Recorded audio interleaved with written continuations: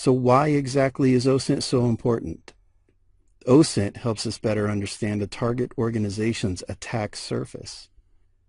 To put it another way, it helps us understand how attackers might identify and exploit weaknesses in a target organization.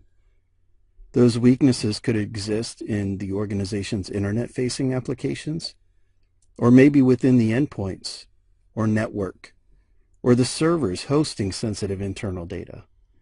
From a non-technical perspective, we need to remember that locations and people could also represent weak points that could be targeted and ultimately exploited. Ultimately, OSINT gathering activities are intended to shine a light on information leakage vulnerabilities. Information leakage is loosely defined as a weakness where a system or an application reveals sensitive data that an attacker may be able to exploit. If an organization is unintentionally sharing information that was never meant to be shared with the public, an attacker might be able to use that information to his or her advantage. What different types of information leakage should we be concerned about? Unfortunately, if we're going to participate in business on the internet, certain types of information leakage can't be avoided. IP addresses, for example, or DNS entries. If an organization doesn't publish this information for internet-facing systems, customers and partners won't be able to navigate to those systems for legitimate business purposes.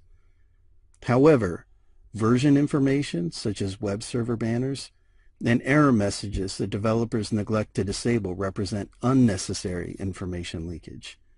This is also true for document metadata, as we'll discover in a later module. Somewhere between the unnecessary and necessary lies the information that each organization must determine whether or not they wish to expose. Shareholder documentation and employee directories fall into this category. Attackers will search for weaknesses in an organization's defenses by examining any and all sources of information available to them. At the end of the day, it's a business leadership's decision to balance the risk of exposing their information with the rewards that come from making that same information publicly available. OSINT gathering itself has a number of pros and cons. The key pro of OSINT gathering is that it can enable a penetration tester to avoid detection. Much of the information is gathered from publicly available resources that don't reside on the target's network.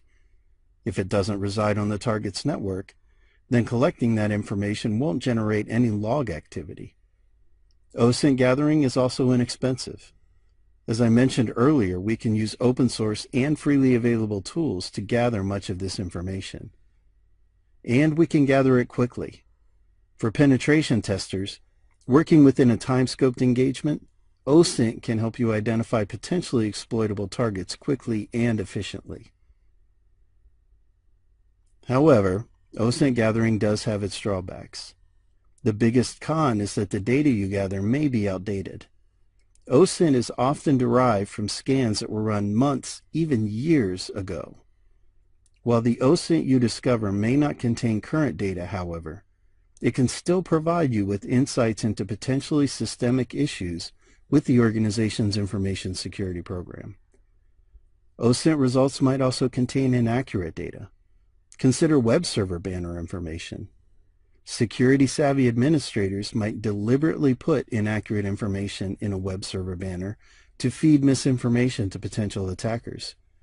While tools like vulnerability scanners can more accurately fingerprint the technologies in use on an organization's network, OSINT gathering techniques are likely to be less accurate than automated tools. Finally, the amount of OSINT can be potentially overwhelming. With so much data at our fingertips, we can easily find ourselves spending too much time sifting through irrelevant data. When analyzing OSINT results, it's best if we consider those results one layer at a time. OSINT may reveal one or more network ranges in use at the target organization. The IP addresses within these network ranges are likely to represent multiple servers with very specific uses, such as web servers and mail servers. Closer analysis of these specific servers is likely to yield a treasure trove of information, such as available ports, technology versions, and login portals. This analysis will also help you distinguish secure, encrypted protocols from their less secure, unencrypted counterparts. An attacker will combine this data to develop a targeted attack likely to succeed at the target organization. If social engineering is in scope, the attacker may use OSINT to gather information about the people in an effort to understand who works for the organization and what their role is within. The attacker could then target those people with phishing emails that contain links or attachments likely to engage the users, or perhaps exploit vulnerable technologies in use on the endpoints. If instead the OSINT reveals weaknesses in the internet-facing infrastructure, such as older versions of technologies, the attacker may choose to exploit those technical vulnerabilities in order to gain access to internal systems or data.